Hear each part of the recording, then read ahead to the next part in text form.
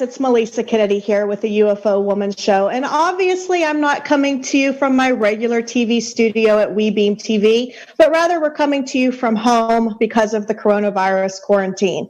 With that being said, we are still going to go forward with this program because nothing's going to stop us from getting to the truth.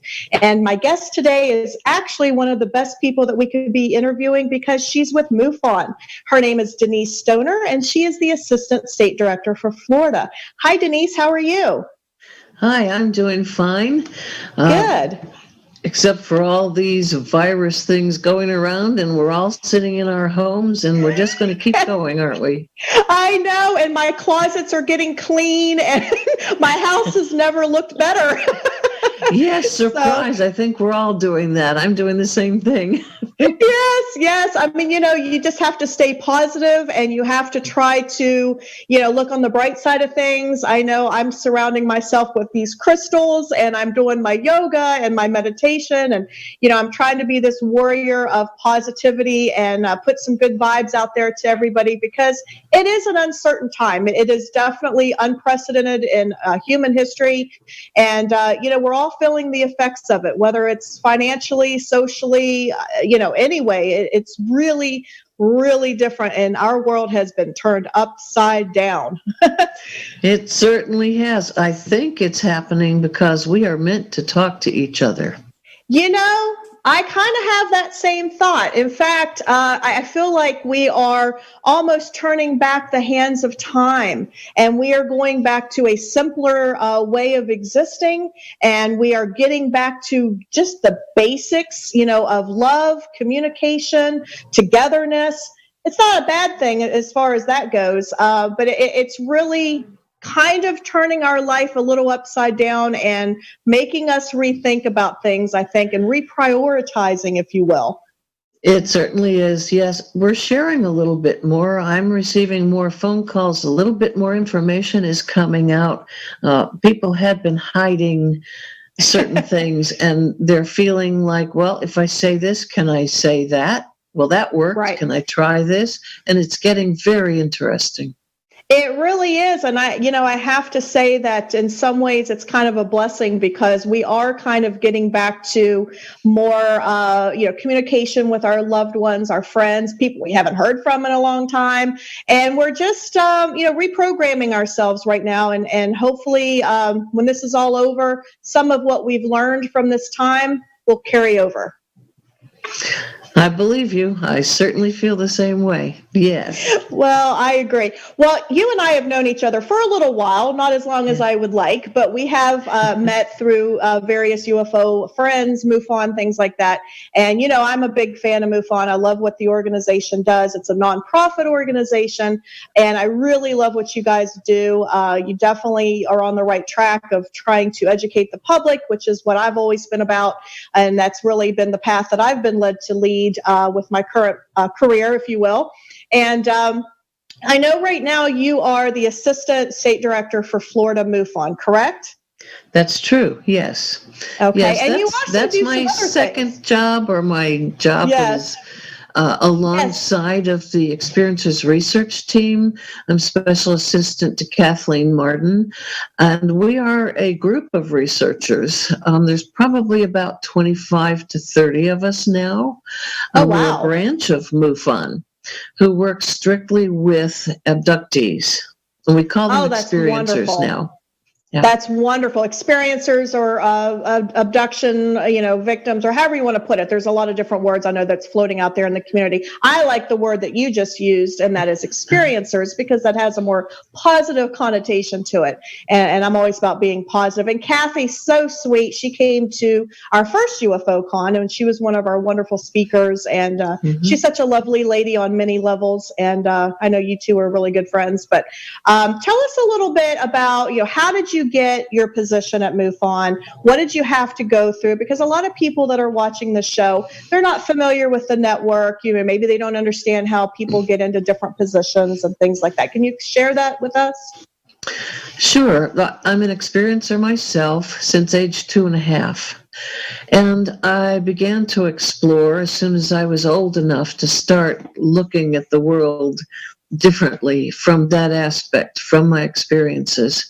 And then when I was lived in Colorado, 1982, and my whole family was taken, missing time, Wow. about 3 hours from the high desert. And my parents were waiting for us on the other side of a mountain pass. They had been waiting. They were about to come and look for us. And that really turned the pages, and just turned my whole life around as far as what I felt I needed to do. That's when I started looking for an organization. It actually didn't happen for another 3 years when we moved from Colorado to Florida. And I began to look into Mufon. That's when I found it. And I started speaking to people, had another investigation done on what was happening to me here. And I joined the organization. And I didn't become a field investigator until around 2001. And Okay. once I did that, you have to order their manual, you study, you take an open book test. And there are lots of people that can help you. And then the state director at the time asked me if I would like to handle a state section director position and hold meetings, which I already had enough people interested. They didn't want to run a meeting themselves, but they wanted someone to do it for them. So I started to hold meetings. And it was quite a few years before I wanted a larger position. And finally, now when I have the time and I'm not working anymore, that I'm assistant state director. But in the interim, I had met Kathleen Martin, and we wrote a book together, co-authored a book. And I had sent you a picture of that. I don't know if you have that there, but the alien abduction files. That Yes, there it we is. go. There it is. And the first 1/3 of that book tells my story. I wrote that portion of it, and both of us wrote the rest of it. It's a pretty interesting book because that's exactly what it's about. It includes some of our studies, the commonalities among some other abductees. And then she asked if I would be willing to help her and assist her when we began the branch, ERT, that was accepted by Mufon.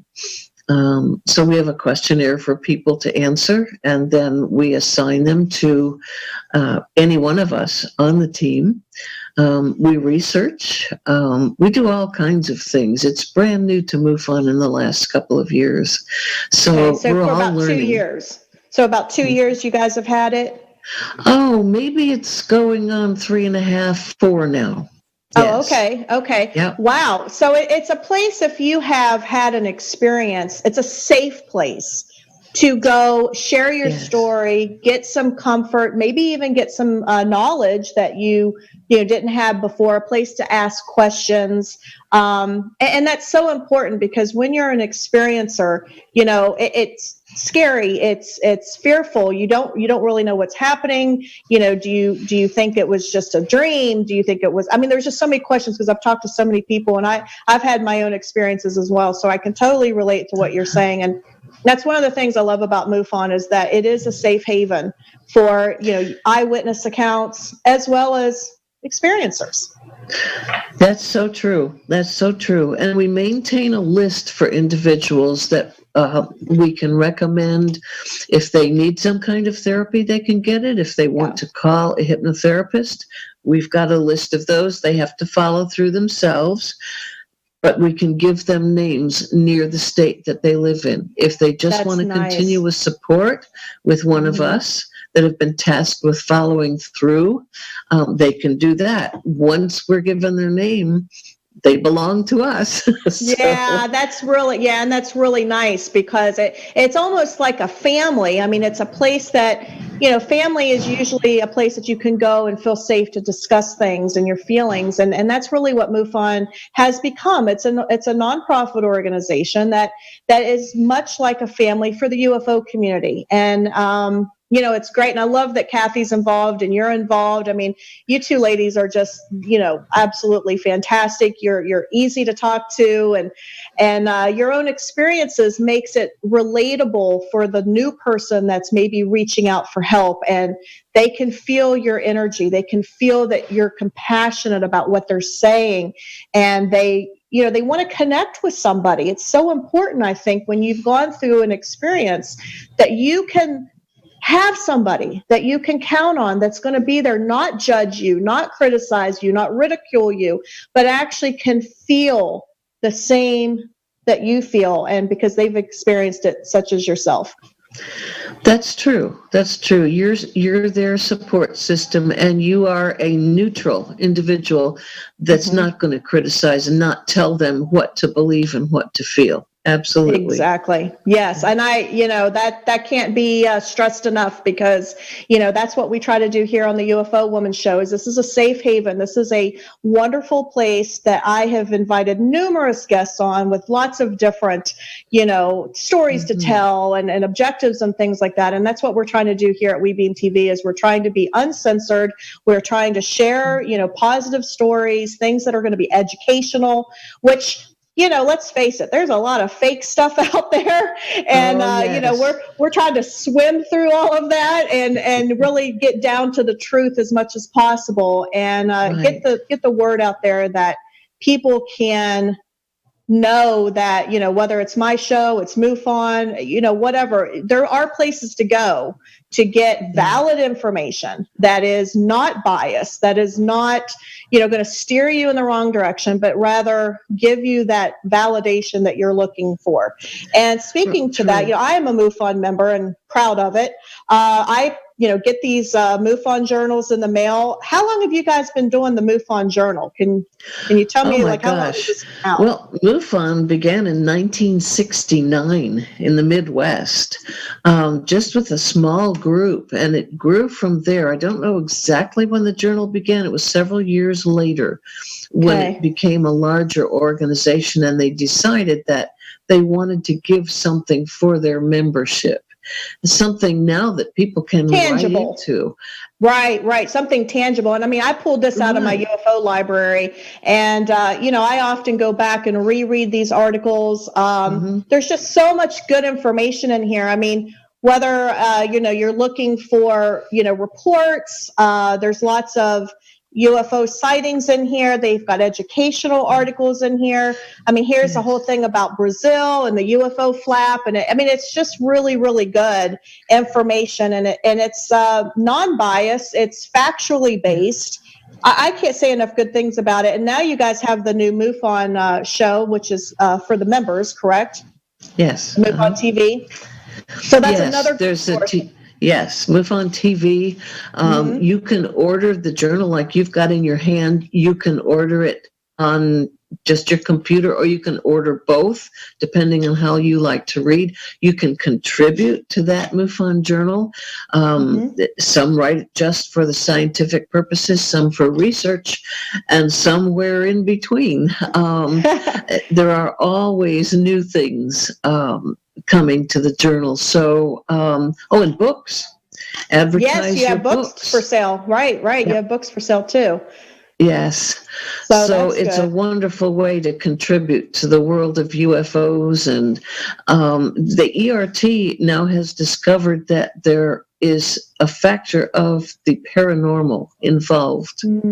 So we've got specialists. I'm one of them that works with individuals who are asking questions about the paranormal. Yes. So it's interrelated. It's all interrelated, really, isn't it? Yes, it is. It certainly is. So what you're doing, and I have to thank you for your great attempts at holding something here in the Orlando area and on the East Coast, because we've needed that for so long, and I know you're just going to keep pushing at it until yes, ma'am. And it is. It's getting better. So It is. I mean, sadly, with the coronavirus right now, we've had to postpone Yeah. UFO Con 2020, which was supposed to be in just another week and a half. We Right. were going to have, many of the great people in the UFO community. We were going to have Nick Pope. We were going to have David Hatcher Childress. We were going to have Stephen Bassett, William Henry, Dave Spinks. I mean, there was going to be really, really good speaker lineup. And, sadly, we were forced to cancel it as well because obviously the coronavirus. But you know what? Who knows what's going to happen? I don't have a crystal ball right now. I don't know, what the future is going to hold. But yes, I am trying to, get this to our East Coast, into Florida. I believe firmly in educating the public because we haven't been told the truth. We haven't been told what we need to be told, and that's part of the mission of this TV show, but it's also, my mission as the owner of BMK Publishing, because we do publish books, and we also put on events like UFO Con. So thank you so much, Denise. I really do appreciate that. Trying the best I can. I'm just a one-woman show, so. That's all we can do. And I was at your first one, and much appreciated for building that up like we need it to be. Oh, thank you, sweetie. Well, I appreciate your support and your encouragement because, as we all know, we can't hear enough of that. I mean, a lot of times, a lot of the hard work that we do kind of goes unappreciated, but I do appreciate your nice, kind words. So let's get back. Yes, absolutely. Let's get back to Mufon because, I just, I love you guys. I really think what you're doing is the right thing. And, I'm here to support you guys as much as I can and get the word out as much as I can. I've had a couple other people. I've had Barry Gaunt, who is the Kentucky State Director, on my show. And, I've really tried to get the word out, get people to come and join and learn, get these wonderful journals, get the subscription online. I mean, there's so much to offer. Now, are you guys still holding, you have meetings? You guys have local meetings, correct? Yeah. Yes. As a matter of fact, I am about to test drive my Zoom meeting and have a guest speaker at the same time. That's going to be interesting. That's coming ma'am. Up. So I'm going to send out some notices and we're going to see what happens. And once that does, then I'll make it larger and larger. As you know, we can have, somewhere around 100 people. So that'll be really interesting once I do that. So yes, and you're going to try to do this here on Zoom. Is that what you're thinking? Yes, I'm going to test drive it on Zoom. So awesome. Well, I'd love to be invited. Would you like to come? Yes. Okay. Please send me an invite. Sure, I'll send you an invite. Just RSVP. I would love it. I have to select a date, and we're going to go for it. I think you'll like the topic. I'm sure I will. I'm sure if it has anything to do with UFOs and paranormal, I'm your girl. You know that. So you're the girl. Yeah, it's coming up. So sure enough, I'll send you a date, and we're going to have a little discussion after it. It's going to be a book report. I can go ahead and tell you what it is. We have someone who's going to do a PowerPoint, longtime friend of mine, on the book Rachel's Eyes. I don't know if you've heard of that book. I have heard of it. I have not read it, though. Well, he's going to talk enough about it, you'll learn it. Good. Yeah, and then we're going to have a discussion about it. And so I think you'll find it very interesting. Oh, I'm sure. I look forward to that very much. So let's talk a little bit about some of the videos and photos and stuff that you've sent the producers, because I know that we requested some information from you earlier to share with our audience. Which one would you like to start with, Denise? Well, put one up there and let's see. Well, I'm trying to remember. I've sent 5 or 6 groups to different people. Let's put one up there and I'll talk about it. Okay. I can talk about that one. That particular one was taken through a monocular that I had, and we were recording it. The larger object in the middle is called a jellyfish. It's a UFO, and they were first seen in Great Britain. When it's a still, it looks like a jellyfish. You can't see the tentacles that were hanging off the bottom. When it's moving, it is just millions of flashing lights and looks like a regular UFO. We captured that through my monocular, and it was recording. So Wow. if they do come down lower in the sky, but that was way, way up there that night. So What I like time to frame? show. Like what year was that taken? Do you That remember? was only about 3 years ago. Right Oh. outside my front door. I had the binoculars set up on the sidewalk. Oh my gosh, are you serious? Wow. Yeah, and That's it was cool. about. Any idea like what species, like which extraterrestrial group that was? You have any idea? I do not. I have no idea, but I can tell you that most of the time when I capture something, it's between 8:30 and 10:30 in the evening. It's in the winter time, and it's right up against Orion's belt. Oh, 8:30 to 10. Okay, I'm going to set my time here. And I'm going to go outside between 8:30 and 10:30. But I live in the Orlando area, and honestly, there's so much light pollution here that I don't even know if I could see that anyway, unfortunately. Well, if you use that type of binocular or monocular, it'll cut right through the light. And Oh, okay. yeah. Where can I purchase such a thing? Let me guess, Amazon or somewhere? I want one of those. This was a Gen 2. They have a much better one now, and they're the least expensive of all that infrared type. Some of them are up in the thousands of dollars. I think I spent around maybe $300 for this. Oh, that's not too bad. Yeah, that's not too bad. And you can look right through all this city stuff. All and the the humidity that we have. And we put it on a tripod and I had it hooked up. And I was watching everything on a screen. I had a 32-inch screen it was hooked up to. So we saw it all happening while we were recording it.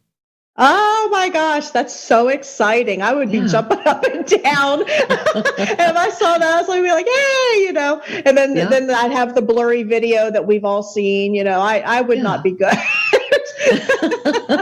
Oh my goodness. And speaking of which, I mean, it really is, it's kind of a joke in the community, but if you think about it, whether it's UFOs, Bigfoot, it doesn't matter. It seems like we always have these blurry videos and photos, don't we?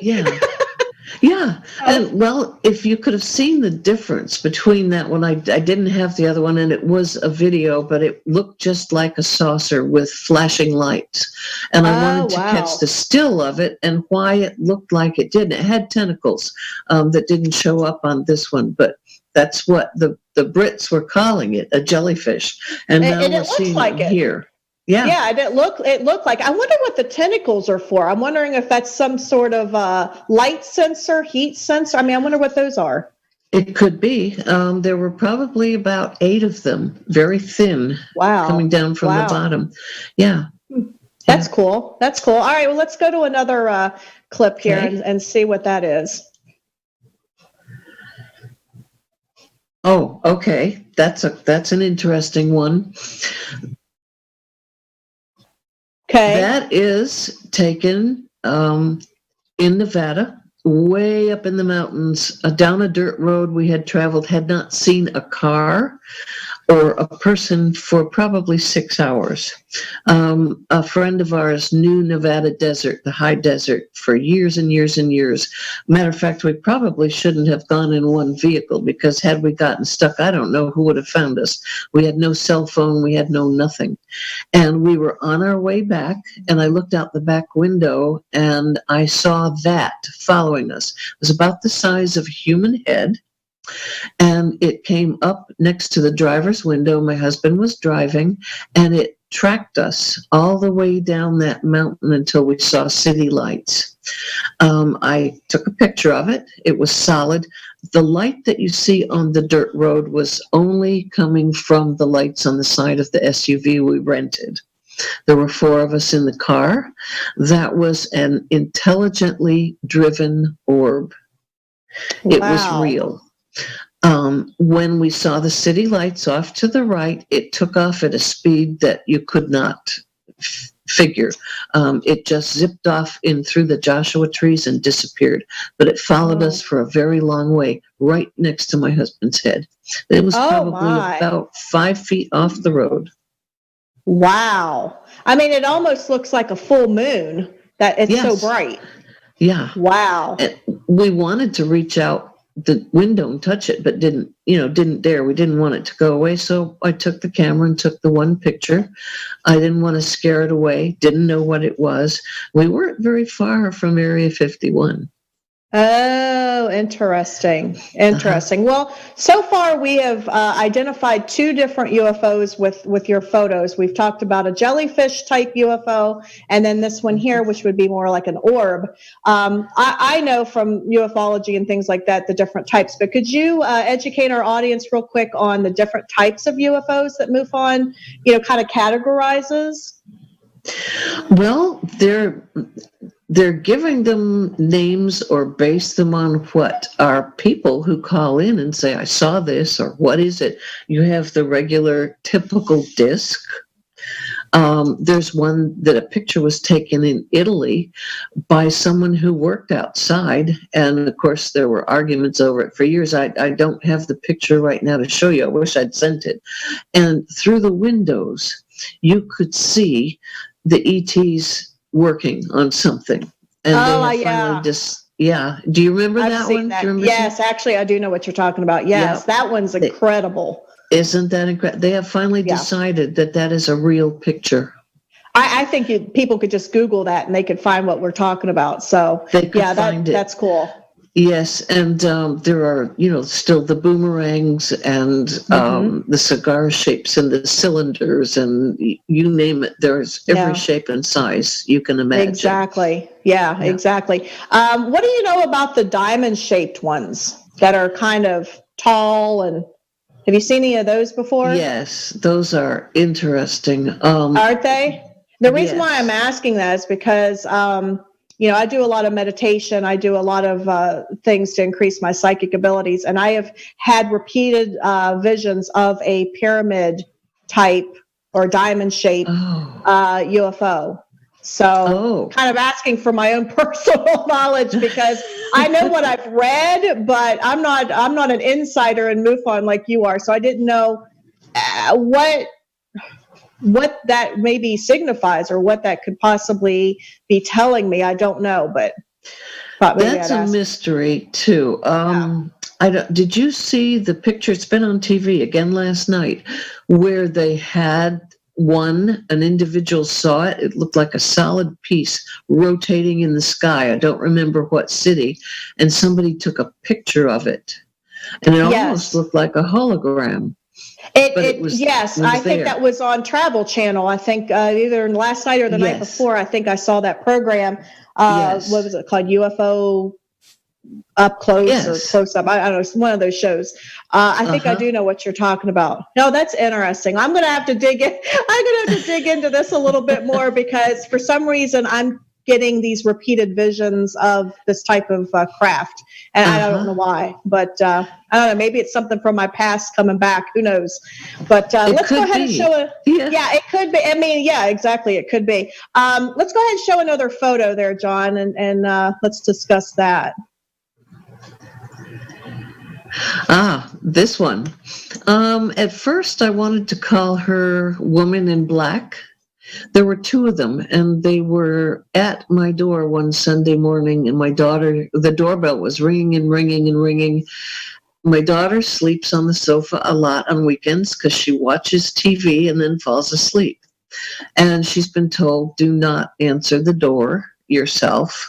Call one of us. So I heard her calling, heard the doorbell, went through, and this and a smaller, little shorter one, identical to her, I could see in our monitor.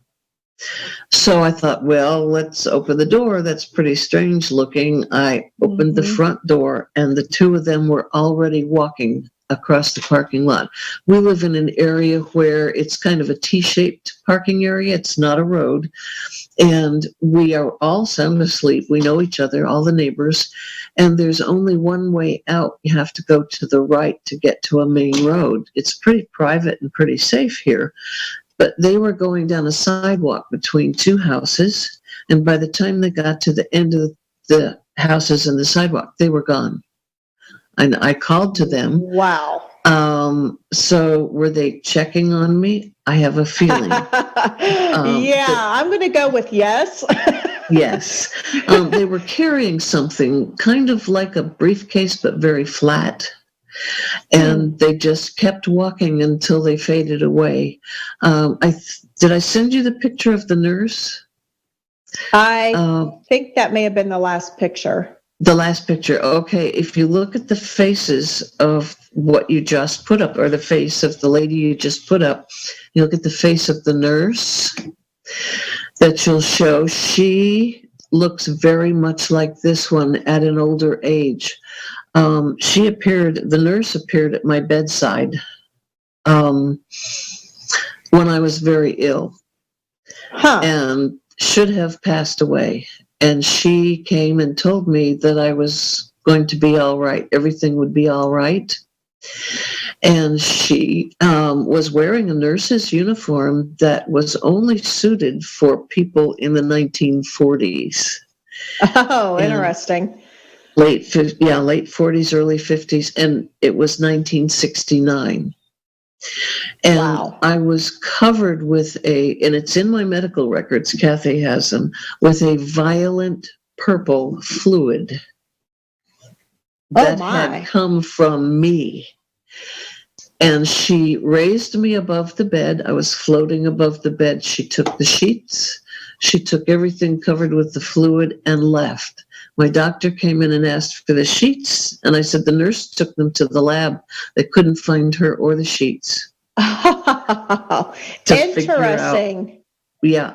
So. Any idea what that was? Any idea what the purple stuff was? No, the only thing they knew was there was a little drop of it on my gown still. And they tried to take that and figure out, but in 1969, the lab, they didn't have enough equipment or methods or ways to see what that was.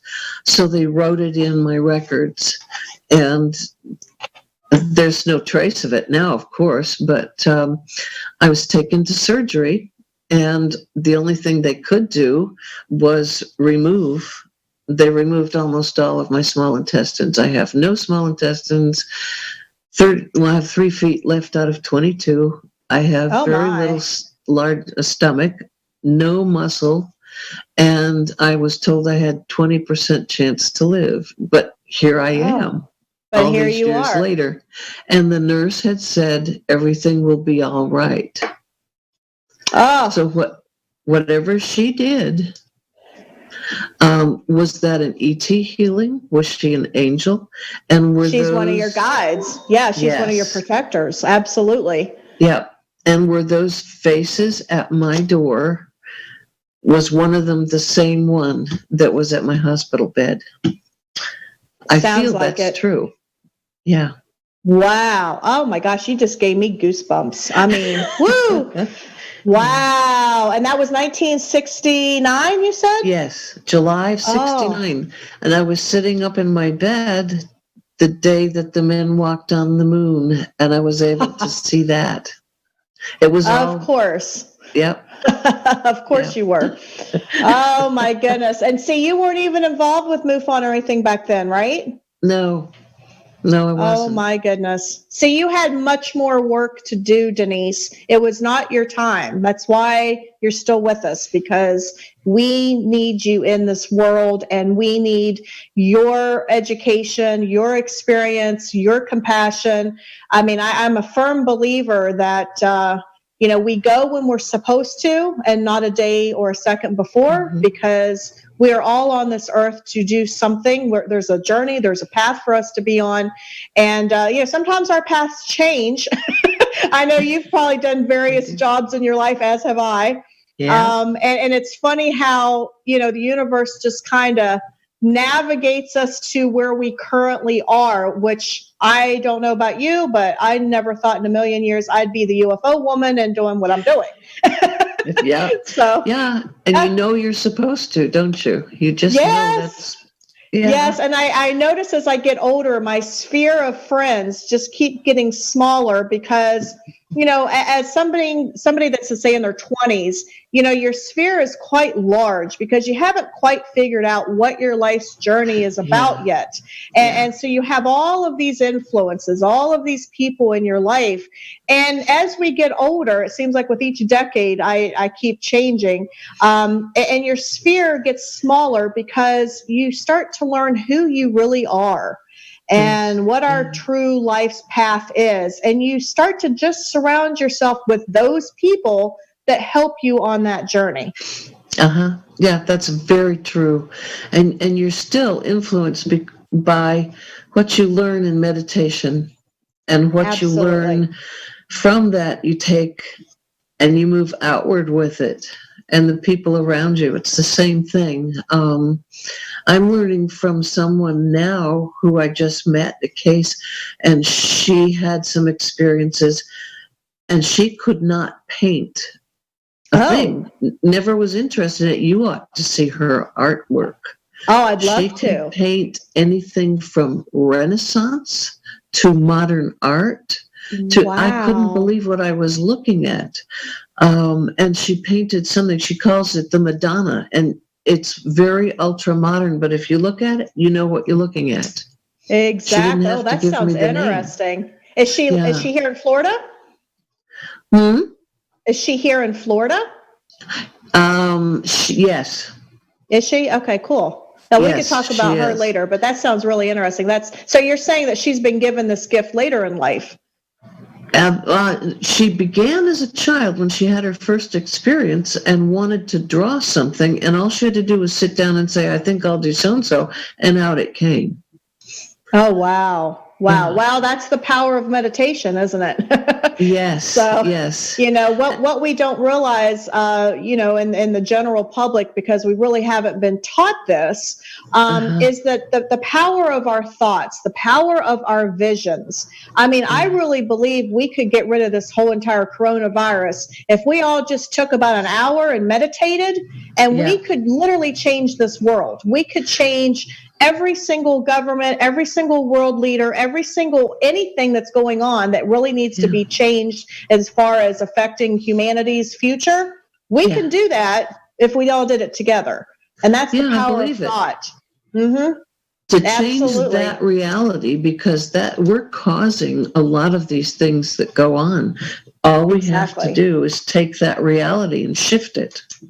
Exactly.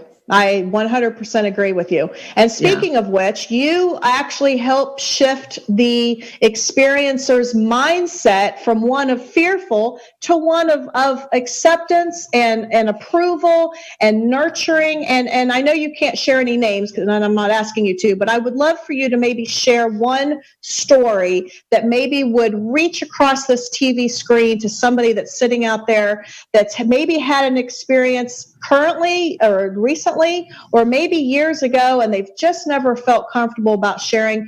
If there's a story that maybe you could share with our viewers that would, reach out and give them some comfort. Well, one of the stories that has made a difference for me is this woman, for one thing, who has found her place in the world with her art, and then sharing with me. She's got three actually pieces of art that show various planets. Is hanging in the Miami-Dade courthouse now. Never expected that to happen. She was a policewoman when women did not become policemen at all. She was a scuba diver when women did not do the type of scuba diving she did. She has gone from painting the Renaissance pictures to painting giant underwater scenes of fish that are just absolutely breathtaking. And she has come out and spoken of messages she was given that you just would not come out with. It has affected me in a way that makes me want to continue with my work. And I'm not afraid to come out and say, listen, we need to pay attention to what the world's doing.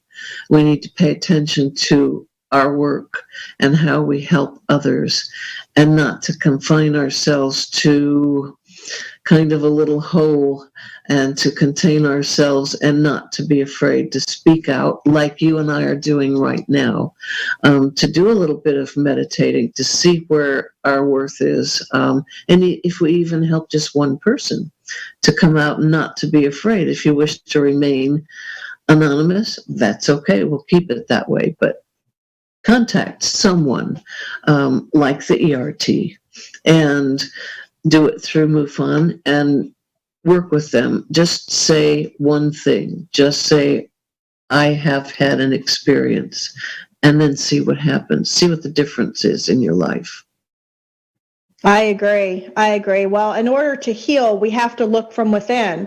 And what better way than through things like, meditation, Tai Chi, yoga, stuff like that. Whatever modality you want to use to kind of seek yourself within so that you can get that healing, get that closure, cut the cords, whatever you need to do. I think that's a good first step. If you're looking for something like that, obviously Mufon, with the wonderful work that you guys are doing, is another way to, get that help that you need, and maybe get some closure, maybe get some answers that you've been searching for perhaps for years, because, I know both of us have had people come up to us. I've had people at the grocery store contact me, just come up, random people, checkout lady, whoever, and they're like, hey, I've never told anybody this story, but, and, they just start to tell you this story. And sometimes it happens in the weirdest places. I mean, I've had it, like I said, the grocery store, bookstores. I've had it happen all over the place. And I just sit and I listen and, try to do the best I can. But now that Mufon has this wonderful department that they can reach out to, whether it's myself or somebody watching, if you know somebody that is having difficulty with an experience, or if it's yourself, here's another way for you to find the help that you need, find the support that you need.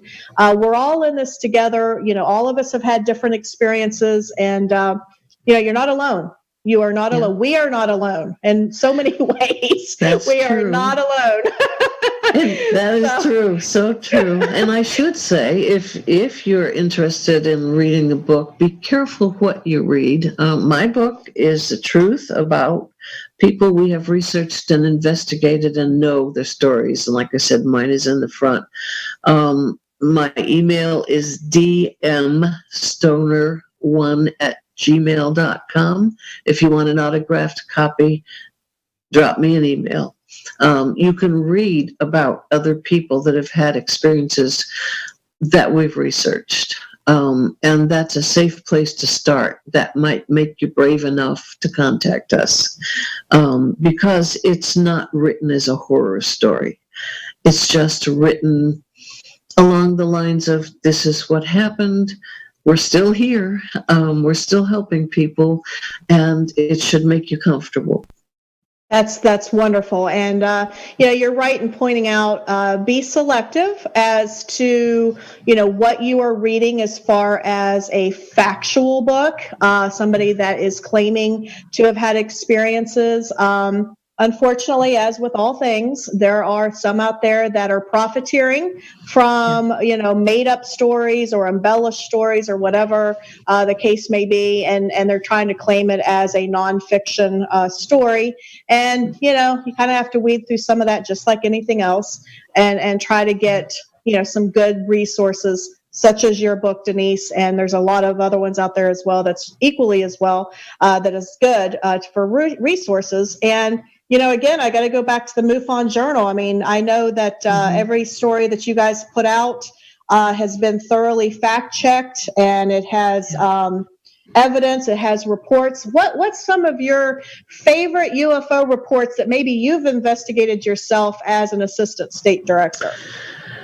Calvin Parker's story. He is the man that he lives up in Alabama, and when he was 19 years old and out fishing, and I went and met him myself. I drove there and I spoke to the man. I spoke to the people in town, and he was out fishing with a friend when he was 18, 19, and when he arrived at the river, well, it was actually a part of the ocean, and down came this craft and down came these creatures and they took him. And he was so shocked. He's still today trying to get over what happened to him and his friend, who has now passed away. His story has been in that book. And these odd looking creatures, he wasn't sure if they were uniforms or some kind of cover to protect them, or spiky looking things out of their heads. He's had all kinds of questions and tests, and this man is telling the truth. And I went with a friend, sat at a table in a little cafe with him in a little southern town, and I did not for a minute not believe him. And after we listened to him, and his story's been written over and over, and there's been TV shows done about him. And when I was done, a woman came out of the back room, and she was probably in her 50s, and she asked if she could talk to me. And she said to me, "Can I tell you something?" And I said, "Sure." And she said, "When I was little, I had to sleep upstairs in my grandma's room, and we were taken upstairs just before dark, and the windows were covered with, believe it or not, aluminum foil. And we were told, if you go downstairs after bedtime, they're going to come and get you too." And I found at least 10 people in that town that believed and said they saw the same entities that Calvin was taken by. So the whole town was affected, experienced, and saw the UFOs and these entities, and they've not been written about. And they're very quiet about it. So there's always more to a story. Exactly. It kind of sounds like some stories I heard about growing up in the state of West Virginia. You know, a lot of people are afraid to talk about them, and so therefore not too many people talked about it. I mean, we had the Flatwoods Monster, we had the Grafton Monster, we had the Mothman. I mean, we had some of the most famous UFO and extraterrestrial cases ever. But, you know, a lot of people, a lot of the townsfolk, we didn't really talk about it too much. It was kind of like, you know, if we just put our head in the sand, it goes away kind of approach, which kind of sounds like this little town you're talking about. Yeah. We don't know until we actually go there and have a face-to-face meeting with the person that has reported it, or has a book out, or wants to speak about it, and you go and sit down in one of these little town cafes, and pretty soon they kind of hover around the waiters and waitresses, and they hear what you're saying, and all of a sudden she felt comfortable enough to come up and say, "This is what happened to me, and I'm telling the truth," and you know you're going to believe them. Yeah. Oh, absolutely. And you were there for a reason. She needed to tell somebody, and you're the perfect person for her to tell. And that's wonderful. That was what we call synchronicity, correct? Yes, that is right. Oh my gosh. That's like my new word for 2020, synchronicity. There you go. Last year, my word was onward. And then this year, my word is synchronicity, because boy, I tell you what, I've had an awful lot of them, as I'm sure many others have as well. But my goodness. Yeah. Perfect. Yeah. Perfect. And there's an author that I'm getting ready to publish her book right now. And I cannot believe, as I'm reading through her book, how many synchronicities her life and my life have in common. And she's in her 80s, but I'm reading her book and I'm like, oh my gosh, it's like it was my life. It's insane. So, you know, it's, it really is interesting. If you are out there and you want to share your story and you actually want to write about it, I am a publisher, so I'd love to have an opportunity to chat with you. But I know that Denise, you have two books, right, or one? No, I have one. I've been writing articles for some magazines right now. Do I want to tackle another book? I don't know. Well, I knew you were writing something, because I know you and I have chatted before, and I didn't know if you were working on a second book, or so you're writing some articles. Okay, well, that's cool. Yeah. There's a magazine called JAR, and it's all about ETs, UFOs, where they come from, experiencers, and I have been writing for that for some time now. Nice. Like I said, do I want to tackle another book? As an author myself and a publisher, I know how much sweat and tears go into publishing a book. I mean, it's your baby. I mean, you're putting your heart, your soul, your story, and you're putting it out there to be judged. And oh my gosh, if you have any insecurities at all, it really brings them out. Oh, don't do it then. Don't do it.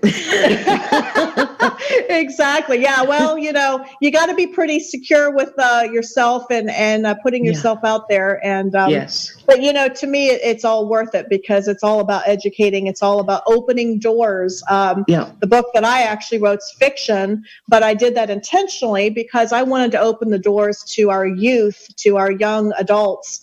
And give them something that was entertaining, but open that door for them to explore what we're talking about in a very non-threatening way, in a kind of fantasy way, if you will, but in a way that hopefully opened the doors for a few youth to connect with. But perfect. Anyway, yeah. Well, I used to be a school teacher, so for me, I'm always trying to connect the youth to what's going on today. And there's so much of a disconnect. I mean, there's video games, there's all these other distractions, social media. So for me, it's just trying to make that connection, making something relevant, so that down the road I can open that door again to that same reader, but in a truthful, factual way that hopefully will lead them to a path of education about all these wonderful things we're talking about. So we got about 5 minutes left. And what I'd like to do in closing is just talk a little bit about how UFOs and paranormal are interconnected. I mean, I'm a ufologist. I'm also a paranormal investigator. Why? Because it's all interconnected. We're all talking about, interdimensional beings, entities, things we can't explain, mysteries. I mean, it's all interrelated. For you, though, what would you say, Denise, is the connection there? I think they pretty much either all come through the same portal, enter and exit. Do they run into each other there? Possibly. We're working on it. And then we humans have to see them, have to figure out who they are. Do they know each other? What are we looking at? Orbs are all different until some of them begin to manifest as little spirits. Then we can tell the difference. I'm trying to collect some photographs, and I have a friend who is very determined and has helped me out. I've got a couple of orbs that are in the midst of transforming into spirit faces. And she's done a pretty good job, and she's still working. And then we've got some that are definitely from the world of UFOs and ETs. So they're all different. They come through the same portal. Do they come from the same world on the other side? We don't know. We've definitely got spirits walking around, and we've got ETs that form fully and stand by our bedsides and then take us somewhere. We find now that they're taking us out of body rather than walking us through the wall or through a window. So it's a great mixture that we're having to sort out. Poltergeist, another story altogether. So, that's another whole segment. Yep. So I'm working on that. And I've been there with a lot of it, been to a lot of homes, and with a lot of people while some of this is going on. So, I can come on again and we can talk about that.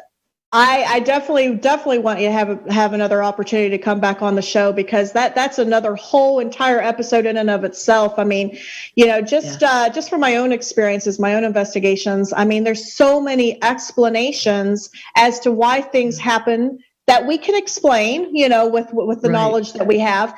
But what people need to understand is, our eyes can't see most of what's going on around us. In fact, it's almost like we're blind to some degree, because there's so many other dimensions. There's so many other, frequencies and things that we can't see. And the way I describe it to a newcomer to our show is, think of Wi-Fi. Can you see Wi-Fi? No, you cannot see Wi-Fi.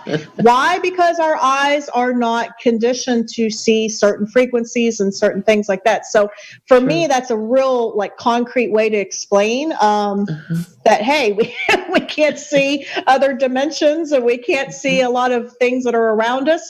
In some ways that might be good. In some ways it's not, because we are kind of clueless in some regards. Right. Oh, we could have a good time talking about that. We could. Yes. So, yes, I would definitely like to come back. Oh, absolutely. Well, this is always a safe place for, any talks about, UFOs, paranormal, extraterrestrials, universal consciousness. I mean, all of this is interrelated. I mean, the UFO Woman show, yes, it's a lot about UFOs, but really and truly, it's all of these topics that we're talking about, because it's all surrounding the same circle of information. It's all interrelated. Whether you work with crystals like I do, you work with meditation, you do yoga, all of this is raising our vibration to a higher frequency so that we can become more connected with the universal consciousness. And it really is what the intergalactics have achieved. They're much higher frequency than we are, hence the reason why they can go through walls, why they can do these different interdimensional travels and things like that. We as human beings, we're not there yet, but I, for one, am working on that. So, I like to sometimes think of myself as like a little warrior. I'm like out there, okay, guys, let's try to raise our frequencies together. And it's funny because as I'm putting it out there to the universe, I'm getting more and more people coming into my life that think the same way, practice the same things. And it's so wonderful because I just have this instant connection with these people, and that we're all working on the same, end goal. And that is to raise humanity's vibration, our frequency, our, just getting it up there to where we really need to be. And with this coronavirus, hey, let's all stay healthy. Let's all, try to think positive. Whether you are, stuck at home like most of us are, or maybe if you're one of those people out there on the front lines, we really appreciate what you're doing. You're trying to keep us all safe. We are all with you. And, we send everybody good vibrations, good frequencies, good thoughts. And, I have to thank you, Denise, for coming on. I really enjoyed our time together. If you haven't joined MUFON, go to MUFON's website. It's MUFON.org, or is it MUFON.com? Which one? MUFON.com. MUFON.com. MUFON.com and look them up, because they're an awesome organization. Until next week, I'm your host, Melissa Kennedy, and keep looking up.